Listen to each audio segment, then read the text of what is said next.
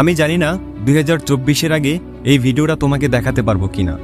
আমি জানি না এই বছরটা তুমি কিভাবে পার করেছ, কিভাবে তোমার দিনগুলো কেটেছে। তবে আমি এটা বলতে পারি, সামনে আসছে 2024 সালটা তোমার জন্য লাইফ চ্যালেঞ্জিং হতে পারে। অক্টোবর, নভেম্বর, ডিসেম্বর 2024 সালটা চলে আসলো। দেখতে দেখতে একটা বছর শেষ হয়ে যাচ্ছে। বাট তুমি কি করছো? টাইম পাস, আড্ডা, চিল, ইনস্টাগ্রাম, ফেসবুক, চ্যাটিং, টিকটক, এটা ওটা, আর কিছু? আচ্ছা, আমি একটা কথা বলি, নিজেকে নিজে একটা প্রশ্ন করো তো, যে এসব করে এই এক বছরে তুমি কি কি পেয়েছ? দেন অ্যান্সার উইল বি নাথিং। কিচ্ছু না, তুমি কিচ্ছু পাওনি। অনেক বড় বড় স্বপ্ন দেখেছিলে যে এটা করব, ওটা করব, যা আজ পর্যন্ত হয়তো কেউই করেনি। কিন্তু আফসোস যে এই বছরটাও শেষ হয়ে যাচ্ছে, আর এখনও তোমার অবস্থা এরকমই যেরকমটা তুমি গত বছর ছিলে। কিচ্ছু চেঞ্জ হয়নি, কিচ্ছু বদলায়নি, কিচ্ছু না। আমি জানি যে 2024-এও একই বাহানা করে নিজের জীবনকে নষ্ট করতে চলছো, কিন্তু তার আগে আমি চাইবো না যে তুমি তোমার 2024 সালটাও খারাপ জিনিসে আসক্ত হয়ে শেষ করে দাও। 2024 সালটাও ফেলে আসা বছরগুলোর মতোই নিঃশেষ হয়ে যাক। আর তাই আজকের এই ভিডিওতে আমি তোমাকে এমন কিছু মন্ত্র বলতে চলছি, তুমি যদি তা ফলো করতে পারো তাহলে শুধু 2024 সাল নয়, বরং তোমার পুরো জীবনটাকে বদলে দেবে। তোমার জন্য কোনটা ঠিক আর কোনটা ব্যাঠিক, কোনটা করা উচিত আর কোনটা থেকে দূরে থাকা উচিত, এক এক করে সব কিছু শিখে যাবে আজকের এই ভিডিওটি দেখার পর। সো নাম্বার 1, তোমার বন্ধুবান্ধব পরিবর্তন করো। বন্ধুরা, কোনো একজন মহান ব্যক্তি বলেছিলেন, you are the average of the 5 people you spend the most time with. আচ্ছা, তুমি কি বিশ্বাস করো তুমি যার সাথে সময় কাটাও তোমার জীবনটাও ঠিক তাদের মতো হবে? আমাকে তোমার এরকম 5 জন বন্ধুর সাথে পরিচয় করিয়ে দাও যার সাথে তোমার প্রতিদিন ওঠা বসা হয়। আমি তোমাকে বলে দেব যে তোমার লাইফ কেমন, তুমি কি চিন্তা করো, আর তোমার ভবিষ্যৎ কেমন হবে। কারণ তোমার বন্ধুদের অভ্যাসের প্রভাব তোমার জীবনেও পড়বে। যদি তোমার বন্ধুরা নেশা করে, খারাপ জিনিসে আসক্ত হয়ে থাকে, পুরোদিন সোশ্যাল মিডিয়ার বাজে আড্ডায় ডুবে থাকে, তাহলে ধীরে ধীরে তুমিও এরকম হতে থাকবে। Because you are the average of your 5 friend. আর যদি তোমার বন্ধুরা প্রতিদিন বই পড়ে, ব্যায়াম করে, ভালো ভালো কথা বলে এবং সবসময় হাসি খুশি থাকে, তাহলে তুমিও এরকম হবে। কারণ তোমার জীবনে তোমার বন্ধুদের আচার ব্যবহার, চলাফেরা এসব গুরুত্বপূর্ণ ভূমিকা রাখে। অনেককে হয়তো বলতে শুনেছ যে আজ বন্ধুদের জন্য আমার জীবনের 12টা বাজলো। যদি আমি ওদের সাথে না মিশতাম তাহলে জীবনে হয়তো ভালো কিছু করতে পারতাম। হতে পারে তুমিও এটার ভুক্তভোগী। সুতরাং তুমি যদি তোমাকে বদলাতে চাও তাহলে তোমার ফ্রেন্ড সার্কেল বদলানো অনেক জরুরি। হয়তো এটা সহজ হবে না, বাট নিজের ভালোর জন্য সেই সমস্ত বন্ধুদের থেকে নিজেকে ধীরে ধীরে গুটিয়ে নাও যাদের জন্য তোমার জীবনে শুধু লোকসানই হচ্ছে। নাম্বার 2, তোমার চিন্তাভাবনা পরিবর্তন করো। 2024 আসার আগে তোমার মাইন্ডসেটকে বদলাতে হবে। ছোট জিনিস নিয়ে চিন্তা করা ছেড়ে দাও, কারণ তুমি যা ভাববে তুমি তাই পাবে। তুমি মনে মনে যেটা ভাববে সেটাই বাস্তব হবে।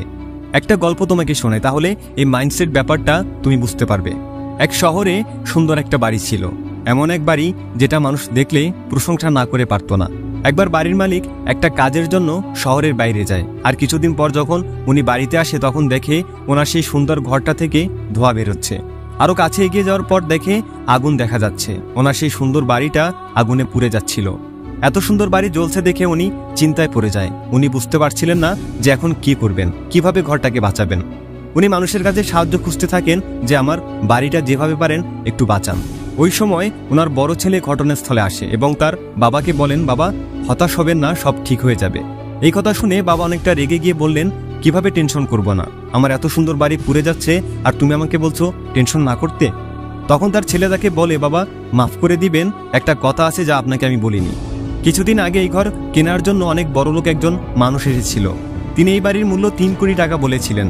দাম এত বেশি বলেছিল যে আমি না করতে পারিনি, আর আমি আপনাকে না বলেই এই সিদ্ধান্ত নিয়ে নিই। কথাটা শুনে বাবার জান ফিরে আসে, শান্তিতে নিঃশ্বাস নেন এবং এমন ভাব করেন যেন সবকিছু ঠিক হয়ে গেছে।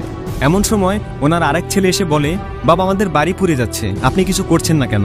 তখন বাবা বলে, চিন্তার কোনো কারণ নেই, তোমার বড় ভাই এই বাড়ি অনেক আগে ভালো দামে বিক্রি করে দিয়েছে, এখন এটা আমাদের বাড়ি নয়, তাই টেনশনের কোনো কারণ নেই। তখন ছেলে বলল, বাবা ভাইয়া বিক্রি তো করে দিয়েছে, কিন্তু এখনো টাকা তো হাতে পাইনি। এটা শুনে বাবা আবার টেনশনে পড়ে যায় আর ভাবতে থাকেন কিভাবে এই আগুন নিভাবেন। তখন ঘটনাস্থলে ওনার 3 নম্বর ছেলে আসে আর বাবাকে বলে, বাবা চিন্তার আসলেই কোনো কারণ নেই, আমি এইমাত্রই লোকের সাথে দেখা করে আসছি যার কাছে তার বড় ভাই বাড়ি বিক্রি করেছিলেন। উনি বলেন উনি ওনার কথা রাখেন এবং কথা যখন দিয়েছে বাড়ি অবশ্যই নিব আর টাকাও দিব। এটা শুনে বাবা আবার একটু চিন্তামুক্ত হলেন আর বাড়িটা পড়ছে তা দেখতে লাগলেন। বন্ধুরা, তাহলে কি শিখতে পারলে এই গল্প থেকে? বাবা ওখানে ছিল, ঘর ওখানে ছিল, শুধুমাত্র বাবার চিন্তা বদলেছিল। প্রথম ছেলে যখন বলল ঘর বিক্রি করে দিয়েছে, তো বাবা খুশি হয়ে গেলেন। দ্বিতীয় ছেলে যখন বলল যে এখনো টাকা হাতে পায়নি, তো বাবা আবার টেনশনে পড়ে গেলেন। 3 নম্বর ছেলে যখন বলল যে ঘর আসলেই বিক্রি হয়ে গেছে, তো বাবা আবার খুশি হয়ে গেলেন। বন্ধুরা, আমরা মনে যা ভাবি সেটাই বাস্তবে হয়। এজন্য সবসময় নিজের মাইন্ডসেট পজিটিভ রাখো, কারণ পজিটিভ চিন্তা সুন্দর একটি জীবন তৈরি করে, আর নেগেটিভ চিন্তা মানুষকে ধ্বংস করে। তাই এসব জিনিসগুলো এখন থেকেই নিজে নিজে বদলাতে শুরু করো। নাম্বার 3, যা করতে চাও তা এখনই করো। 2023 আসার আগে হয়তো এরকম অনেক স্বপ্ন তুমি দেখেছিলে যে কাল থেকে শুরু করব, পরশু থেকে করব, 1 মাস পরেই শুরু করব। এই আজকাল করতে করতেই একটা বছর কেটে গেল, কিন্তু তোমার সেটা আর শুরু করা হলো না। আসলে আমরাই থেমে যাই, বাট সময় কখনো থামে না। তুমি কিছু করো আর না করো, সময় ঠিকই তার গতিতে চলছে। সময় কখনো থামে না, ও সব সময় চলতেই থাকে। এজন্য আজ যে টাইম, এটা একটা অপরচুনিটি, এটাকে হারাবে না। তুমি যত সময়কে হারাবে, নিজেকে তুমি ততটাই ঠকাবে, কারণ সময় কখনো কারোর সাথে বেইমানি করে না। আর যদি তুমি সময়ের মূল্য বুঝো, তাহলে একদিন না একদিন ঠিকই সময় তোমার মূল্যটা সবাইকে বুঝিয়ে দেবে। তাই তোমার মনের মধ্যে আজ যে ভাবনাটা আসছে, তা আজকে থেকেই শুরু করো। আর বেশিরভাগ মানুষ শুধু এই শুরুটা করতে পারে না বলেই লাইফ অনেক পিছিয়ে থাকে। অনেক ভয় কাজ করে, আর এটা ভাবে যে না জানি কি থেকে কি হয়ে যায়, আর এই ভয়টাই আমাদেরকে শেষ করে দেয়। কিন্তু কোনো কাজ যদি একবার করা শুরুই হয়ে যায়, তবে ধীরে ধীরে সে কাজ একদিন নিজস্ব একটা গতি খুঁজে পায়। তাই যা তুমি করতে যাও তা কাল নয়, বরং আজকে থেকে শুরু করো। নাম্বার 4, নতুন কিছু শিখতে থাকো। যাদের মধ্যে নতুন কিছু শেখার আগ্রহ থাকে, জীবনে তারাই কিছু করতে পারে। লিজেন্ড হচ্ছে তারাই যারা ফেসবুকের লিজেন্ড না হয়ে নতুন নতুন স্কিল শিখে নিজের দক্ষতা বাড়ায়। প্রকৃত লিজেন্ড তো তাদেরকেই বলে। সবসময় কিছু না কিছু শিখতে থাকো। পৃথিবীর সব সফল মানুষ, পৃথিবীর সব লিডার, যাদের কথা শুনে তুমি মোটিভেট হও, প্রতিটা কথা রেকর্ড করার জন্য যাদের সামনে বড় বড় ক্যামেরা বসিয়ে রাখে, তারাও কিছু না কিছু শিখেছিলেন বলেই আজ তুমি আমি গুগলে সার্চ করে তাদের কথাগুলো শুনি এবং তাদের লাইফস্টাইলকে ফলো করি।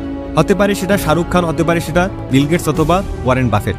পৃথিবীর এইসব সাকসেসফুল মানুষ কিছু না কিছু অবশ্যই শিখেছিলেন। শাহরুখ খান বলেন উনি প্রত্যেক সকালে উঠে বই পড়েন, ঘুমানোর আগে আবার কখনো কখনো বাথরুমে বসেও বই পড়েন। সোনু শর্মাকে কেউ জিজ্ঞেস করেছিল যে তিনি স্টেজে এত কনফিডেন্সের সাথে কিভাবে কথা বলেন, তখন তিনি বলেন আমার ঘরে লাইব্রেরি থেকেও বেশি বই আছে, আমি প্রতিদিন এইসব বই পড়ি, আর তাই আমি স্টেজে এত কনফিডেন্সের সাথে কথা বলতে পারি। দেখো, যদি তুমি জীবনে এগিয়ে যেতে চাও, তো কিছু না কিছু তোমাকে অবশ্যই শিখতে হবে, তাহলেই কেবল তুমি সামনে এগোতে পারবে। স্কিল শেখায় কোনো ক্ষতি নেই, আজ অথবা কাল একদিন না একদিন ঠিকই তোমার এটা কাজে দেবে। আর এটা হতে পারে যে কোনো কাজ, ল্যাঙ্গুয়েজ শেখা, ছবি আঁকা, ডিজাইনিং ইত্যাদি। ওর কথা, যে স্কিলটার প্রতি তোমার আগ্রহ কাজ করে সেই স্কিলটাই শেখা শুরু করে দাও, দেখবে ভবিষ্যতে একদিন এটা তোমার অনেক কাজে দেবে। নাম্বার 5, কখনো হার মেনো না। তোমাকেই বলছি, জীবনে কখনো হার মানবে না। যতই বাধার, যতই ব্যর্থতা জীবনে আসুক না কেন, কখনো জীবনে থেমে যেও না। যতক্ষণ দম আছে ততক্ষণ লড়ে যাও, কারণ বিজয়ী সেই হয় যে শেষ পর্যন্ত টিকে থাকতে পারে। স্ক্রিনে তুমি এখন 2টা বল দেখতে পারছো। আচ্ছা, তুমি কি বলতে পারো এর মধ্যে কোন বলটা আগে পৌঁছাবে, এ নাকি বি? তাহলে তুমি একটু ইমেজিন করো, আর আমি ভিডিওটা প্লে করছি, দেখি তোমার চিন্তার সাথে ফলাফলটা মিলে কিনা।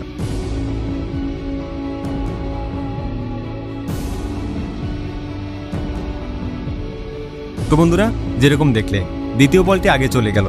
হ্যাঁ, হতে পারে এটা একটা নর্মাল ভিডিও, বাট আসলে এর পেছনে জীবনের বড় একটা শিক্ষা লুকিয়ে আছে। এখান থেকে আমরা শিখতে পারি যে জীবন যত তাড়াতাড়ি তোমাকে নিচে ঠেলে দেয়, ততই তাড়াতাড়ি তোমাকে উপরেও নিয়ে আসে। তোমার জীবনে যত দ্রুত অন্ধকার আসবে, ঠিক ততই দ্রুত আলো আসবে। তাই জীবনে দুঃসময় আসলে ভেঙে পড়ো না, নিজের ভেতর একটা জেদ রাখো যে ততক্ষণ পর্যন্ত আমি থামছি না যতক্ষণ না পর্যন্ত আমি আমার টার্গেটে পৌঁছাই। আর যে করেই হোক, যত কষ্টই হোক, আমার স্বপ্ন আমাকে পূরণ করতেই হবে। জীবনে শুধুমাত্র একটা জেদ থাকলেই যথেষ্ট, সফল হতে আর কিছু লাগে না। ইতিহাস সাক্ষী আছে, যাদের ভেতরে জেদ ছিল জীবনে তারাই জয়ী হয়েছে।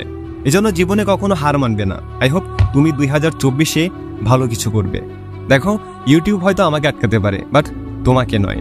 ভালো লাগলে ভিডিওটি বন্ধুদের সাথে শেয়ার করো। হয়তো তোমার এমনও ফ্রেন্ড আছে যাদের জন্য ভিডিওটা অত্যন্ত গুরুত্বপূর্ণ হবে, যারা এর থেকে অনেক নতুন কিছু শিখতে পারবে। আর হতে পারে এর পেছনের অবদানটা তোমার থাকবে। So wish you all the best.